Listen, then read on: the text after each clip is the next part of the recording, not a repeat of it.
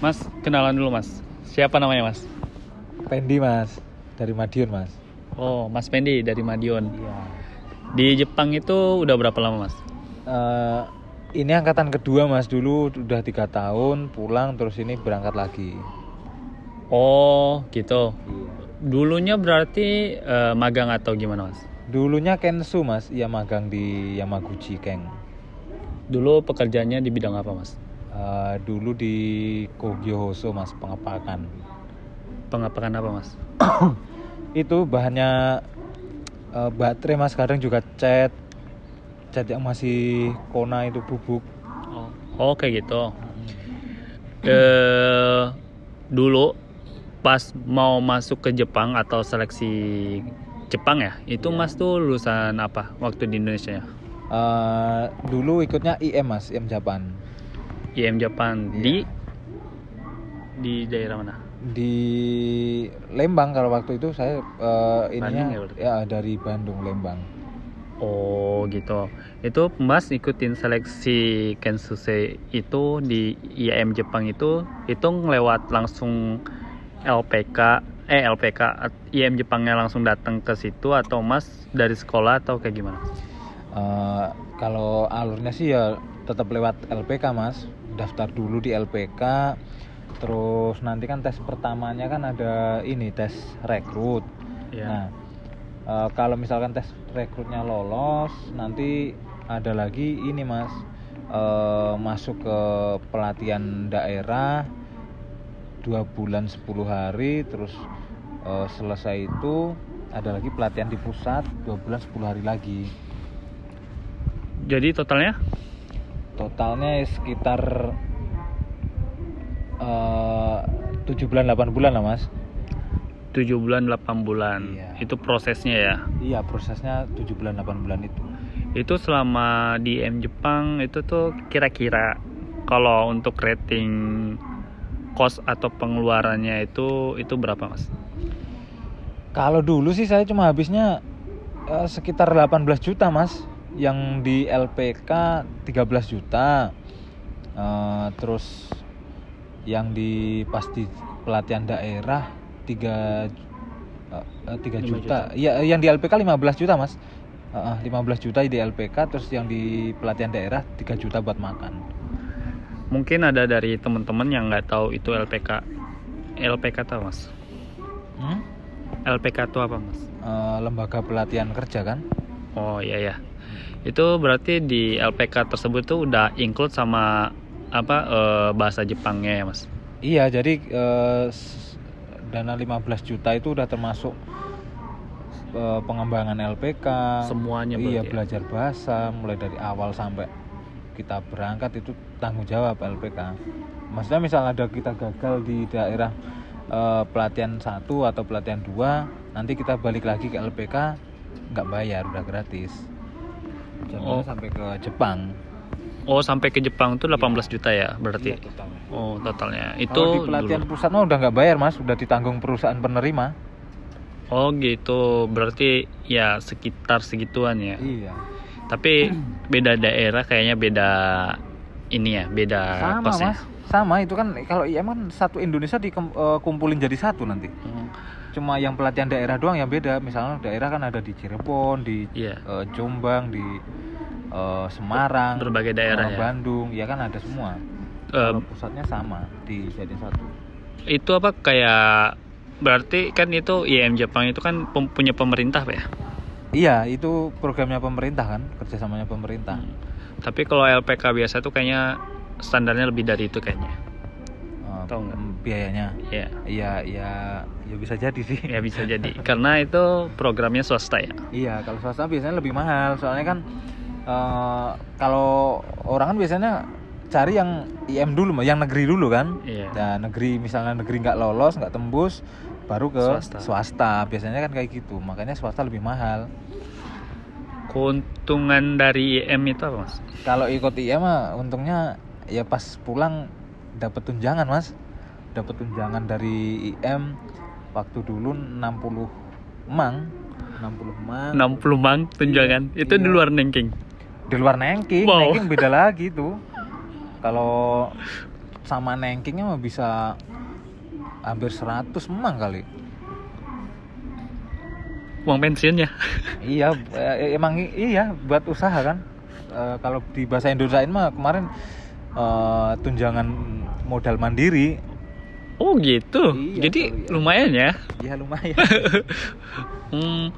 Terus sekarang kan IM udah selesai magang tuh 3 tahun. Terus Mas itu sekarang ke Jepang itu pakai visa apa? Kalau sekarang sih saya pakainya visa Tokutegino, Mas. Oh, Tokutegino ya. Iya. Ini visa jenis apa, Mas? Tokutegino visa kerja kan? Oh, visa kerja ya. Iya. Itu tuh visanya beda visa dari Kensusei pemagang sama Tokutegino visa pekerja itu bedanya bisa berapa tahun, Mas? Untuk stay di Jepang. Kalau bedanya Mas ya, kalau bedanya sih kalau Kensu kan harus di satu perusahaan yang sama selama kontrak habis kan. Yeah. Misalnya 3 tahun, ada yang sampai 5 tahun itu kan harus di perusahaan yang sama. Nah kalau Tokutegino ini kan bisa pindah-pindah, misalkan kita dapat perusahaan yang tapi kurang gini ya, apa bagus. kayak mungkin tergantung situasi ya. Tapi kalau misalkan apa nyaman ya kerja tetap aja Iya, gitu ya. kalau misalkan dapat perusahaan yang bagus mah ngapain pindah-pindah, Mas? Pindah kan tujuannya buat cari yang perusahaan yang bagus kan. Lah kalau udah dapat yang bagus ya mending bertahan sampai di situ terus kan. Beberapa tahun juga nggak apa-apa. Rencana Mas sendiri, Mas mau stay di Jepang itu berapa lama dan targetnya apa nih ke depannya? Kalau saya jujur mah nggak narjet sih harus berapa tahun, tapi yang penting pulang bisa beli 3 truk, udah pulang saya. Berarti targetnya 3 truk ya? Iya, pengen dapat truk 3 lah, beli truk 3 cukup buat modal ada, udah pulang lah. Yang penting apa, Mas?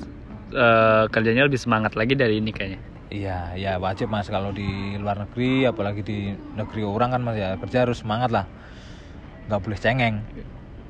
Tipsnya untuk anak-anak yang pengen berangkat atau yang pengen berangkat dulu aja deh, atau prosesnya atau gimana itu, ada tips enggak? Boleh lihat kamera, Mas? Kalau tips sih apa Mas ya? Ya buat ini aja Mas, buat nyemangatin yang mau berangkat aja Mas ya. Iya. Ya intinya kalau belajar yang semangat, sungguh-sungguh lah. Lah nanti kalau udah di Jepang itu enak bro, surga dunia bro di sini. Kita mau beli apa aja nggak ada yang tetangga yang ngurusin, nggak ada bro. Nggak mikir ya? Iya, nggak ada yang mikirin, nggak ada yang nggak ada yang ngomongin kita. Udah bebas kalau di sini mah. Mau kemana-mana juga nggak apa-apa. Terus untuk penyesuaian diri sama cuaca itu ada tipsnya nggak? Kalau penyesuaian cuaca sih Mas ya, kalau misalkan berangkat pas bulan yang deket-deket musim dingin itu ya bawa jaket yang lebih banyak lah, bawa jaket lah intinya ya. Soalnya kalau musim dingin dinginnya waduh 2 kali lipat kalau sama yang di pegunungan Indonesia no. Bisa min kan di sini. Iya ya. Terus kalau untuk nih, kan ada yang sedang belajar nih. Iya. Pasti mereka mungkin ada yang nonton atau nggak tahu juga ya. Mungkin Mas mau ada yang disampaikan untuk yang lagi semangat belajar untuk ke Jepang gitu.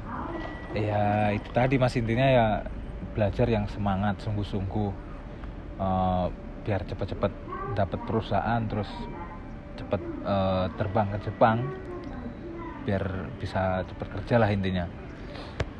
Cara Mas sendiri untuk ngatasi masalah, kan namanya kerja di Jepang itu kan, atau di negara orang lain ini gini kan, itu kan pasti ada namanya masalah. Ya. Cara Mas untuk menyelesaikan masalah itu kayak gimana? Misal ada masalah sama orang Jepang, ya. Iya. Kalau di Kaisa Mas ya, kalau di perusahaan mah kalau masalah sih pasti setiap perusahaan pasti ada ya. Ya kalau ada masalah ya tinggal kita ini aja lah. Kalau misalnya kita Tinggal yang sodan salah, ya? iya kita salah ya kita minta maaf. Terus gimana caranya biar nggak terjadi lagi masalah yang sama kan gitu. Iya. Kalau kata guru saya dulu mas, ya sensei saya di LPK dulu mas, bahasa Jawanya gini mas, kalau kerja di luar negeri di negara orang ya harus moto picek kuping budak mas, bahasa Jawanya mas. Iya harus kulitnya harus kulit badak gitu, jadi nggak boleh cengeng. Jadi nggak boleh cengeng ya? Iya nggak boleh cengeng. Mungkin setelah misalkan nih target mas nggak kecapai atau kayak gimana gitu di sini, itu mas mau ngelakuin apa? Ya intinya harus kecapai lah mas. Kita mumpung masih muda, mumpung masih di sini, kita punya target apa ya harus dikejar terus lah. Jangan menyerah di tengah jalan. Udah kesempatan kan di sini.